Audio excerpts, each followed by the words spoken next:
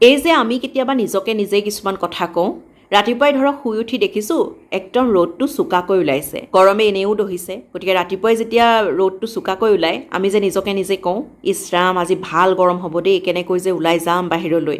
বা কেতিয়াবা কিবা কাম এটা কৰাৰ পাছত আমাৰ যে অনুশোচনা হয়, কেলৈনো কৰিলোঁ এনেকুৱা ভাৱবোৰ আহে, তেতিয়া যে নিজকে নিজেই কওঁ, ইছ ৰাম কিহে পাইছিল বাৰু মোক এইবোৰ কৰিবলৈ, ভালখন হ'ব এতিয়া। নিজকে নিজেই আমি কথাবোৰ কওঁ, তাকেই কোৱা হয় স্বগতোক্তি কৰা। ইংৰাজীত যাক কোৱা হয় চলিলকি। সাধাৰণতে নাটক বা চিনেমাৰ চৰিত্ৰৰ মুখত আমি চলিলকি শুনা পাওঁ। কিয় শুনা পাওঁ? আমি যেতিয়া সাধাৰণভাৱে থাকোঁ, অকলে থকা অৱস্থাত আমি বিভিন্ন কথা ভাবোঁ, বিবিধ ধৰণৰ চিন্তা ভাৱনা আমাৰ মনলৈ আহে, আমি ভাবোঁ।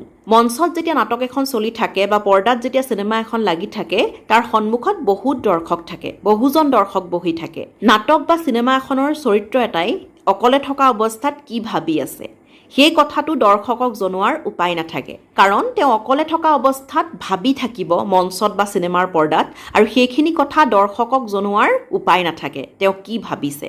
গতিকে তেওঁৰ মনত কি ভাৱ চলি আছে বা তেওঁ কি ভাবি আছে অকলে থকা অৱস্থাত, সেই কথাখিনি দৰ্শকক জনাবৰ বাবেই তেওঁ অকলে থকা অৱস্থাত তেওঁ ভাবি থকা কথাখিনিকে সংলাপ আকাৰে তেওঁ নিজকে নিজেই কৈ থাকে।